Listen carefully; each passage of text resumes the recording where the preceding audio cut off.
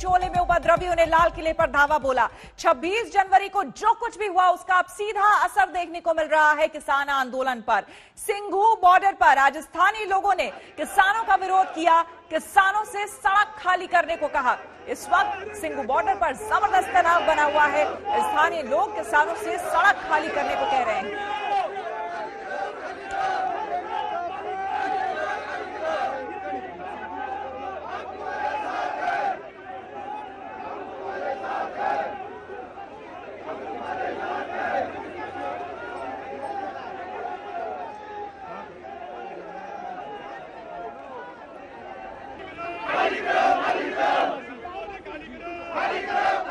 और सीधे आपको हम लिए चलते हैं सिंघू बॉर्डर, जहां से हमारे संवाददाता आशुतोष मिश्रा हमारे साथ जुड़े हुए हैं। आशुतोष, लोगों में आक्रोश, अपने आप को ये लोग स्थानीय बता रहे हैं और सीधे तौर पर कह रहे हैं किसानों को कि आप खाली करो इस जगह को।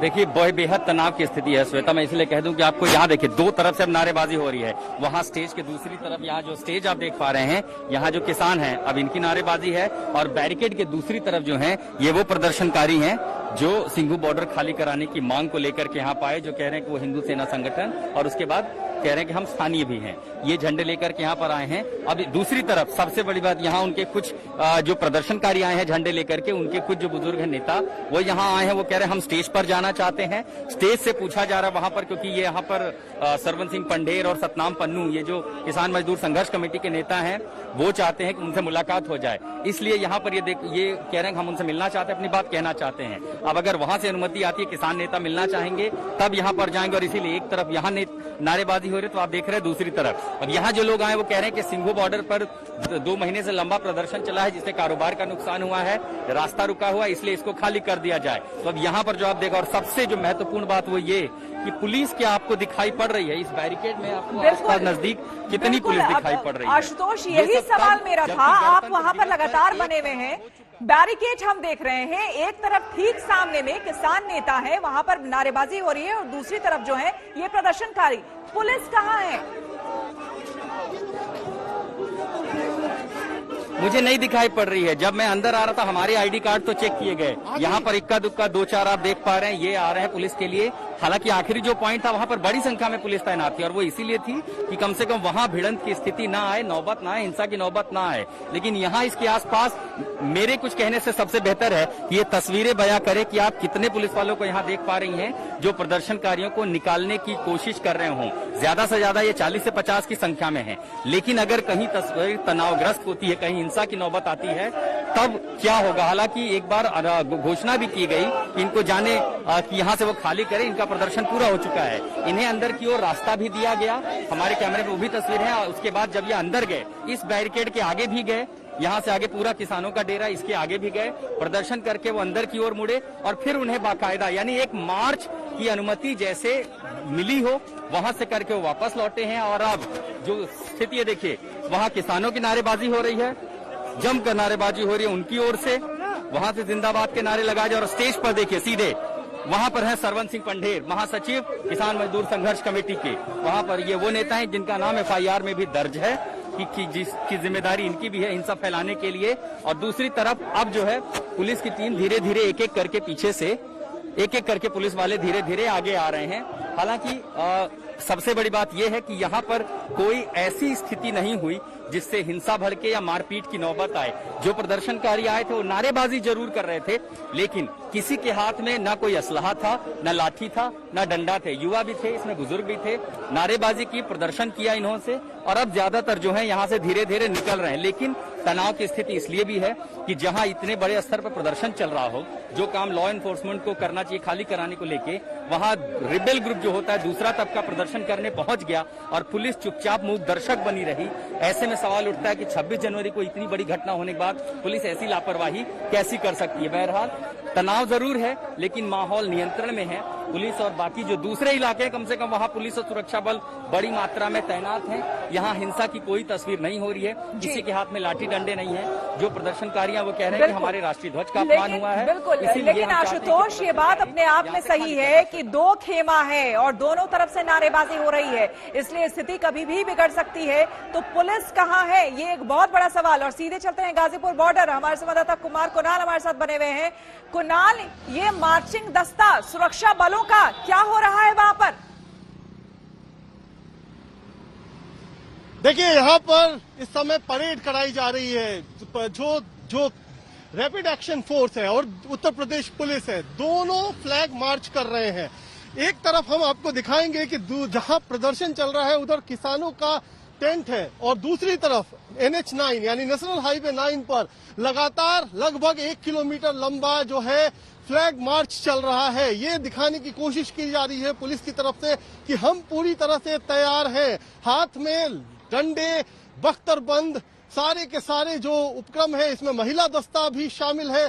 साथ ही साथ और भी जो पूरी तरह से एक तरीके की पुलिस की मुकम्मल तैयारी है, सुरक्षा बलों की मुकम्मल तैयारी है, वो दिखाने की कोशिश की जा रही है। देखिए, यहाँ पर रैपिड एक्शन फोर्स खत्म हुआ और आगे ये उत्तर प्रदेश का जो पूरा दस्ता है वो ठीक इसके पीछे मार्च करता हुआ, फ्लैग मार्च इस समय NH9 पर ये दिखाने की कोशिश की अगर कानून व्यवस्था को हाथ में लिया जाएगा तो ये पूरी तरह से तैयार है, मुस्तैद है। और एक तरीके से पैरेलल जो ये पूरा फ्लैग मार्च चल रहा है वो एक मैसेज देने की कोशिश की जा रही है प्रदर्शनकारियों को कि किस तरीके से पुलिस की कितनी बड़ी संख्या है, कितनी बड़ी संख्या में पुलिस यहाँ पहुंच चुकी है। और अगर मौका लगा, अगर ये कोशिश की गई तो हो सकता है कि ये पूरे पुलिसकर्मी खाली कराने के लिए भी आगे आएंगे। तो ये एक तरीके से जो माइंड वॉर है, एक तरीके से मानसिक खेल है कि इस समय पुलिस हावी होती हुई कहीं कम से कम कोशिश ये दिखाने की प्रदर्शनकारियों की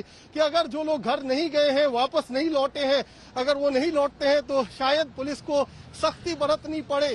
तो ये एक स्थिति यहाँ पर साफ तौर पर नजर आती हुई। कई किलोमीटर लंबा ये फ्लैग मार्च लगातार चलता चला जा रहा है NH9 पर और पुलिस अपने तमाम साजो सामान से लैस है। इस समय डंडे हैं, बख्तरबंद है, जो उनका प्रोटेक्शन गियर है, पूरी तरह से हेलमेट, सारी चीजें उनके पास और ये एक तरीके का बुलेट प्रूफ जैकेट, तमाम चीजों के साथ। लेकिन इस बीच कुणाल, आपसे ये भी जानना चाहेंगे, जिस तरह से ये रेला दिख रहा है, जिस तरह से इतनी बड़ी संख्या में उत्तर प्रदेश की पुलिस और साथ ही साथ राफ की टीम वहां पर हमें दिखी है, ये बताइए कि कहीं उस इलाके को, गाजीपुर बॉर्डर को खाली करने की दिशा में ये कदम तो नहीं? देखिए, एक तरीके से जो मैंने कहा कि अभी फिलहाल जो कोशिश यही की जा रही है कि ये दिखाया जाए, एक तरीके से विश्वास बहाल करने की कोशिश की जाए। जो लोग यहाँ पर लोकल हैं उनको बताया जाए कि पुलिस अब यहाँ पर बड़ी तादाद में पहुंच चुकी है और प्रदर्शनकारी जो कि पिछले कुछ दिनों में 26 जनवरी की परेड के बाद कम हुए हैं, निश्चित तौर पर कई सारे लोग घर गए हैं, उसको वो ऐसी स्थिति में क्या कौन भारी पड़ेगा अगर किसी तरीके का बल प्रयोग की नौबत आती है तो उसके लिए भी पुलिस किस तरीके से तैयार है, अपने साजो सामान से लैश है।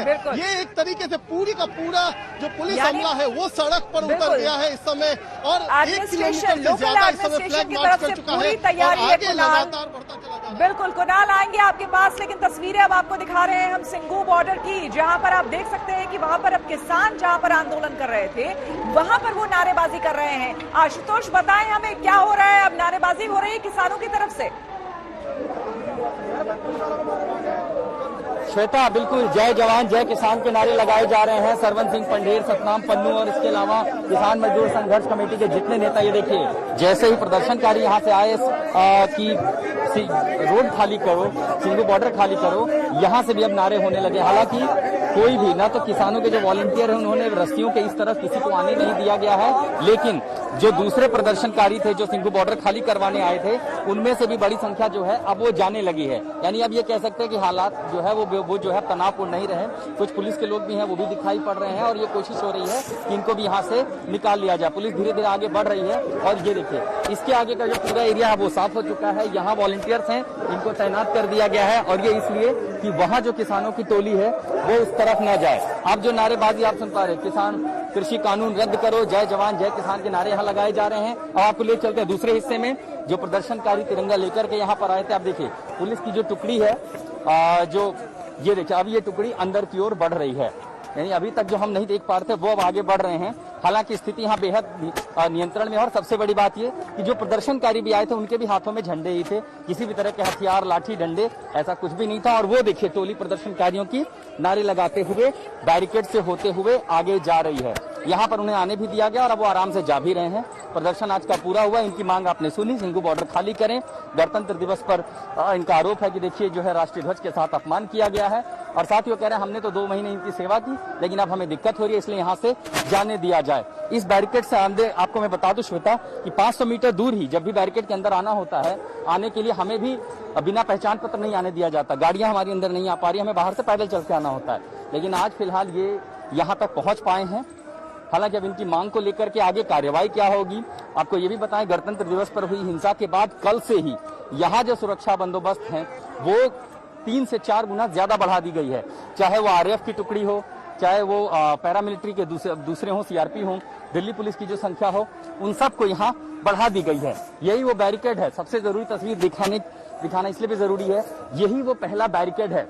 गणतंत्र दिवस की शुरुआती परेड सबसे पहले जब सिंघू से शुरू हुई, इसी बैरिकेड्स को किसान मजदूर संघर्ष समिति के जो समर्थक थे ट्रैक्टर लेकर के आए और उन्होंने सबसे पहले इसी को हटाया।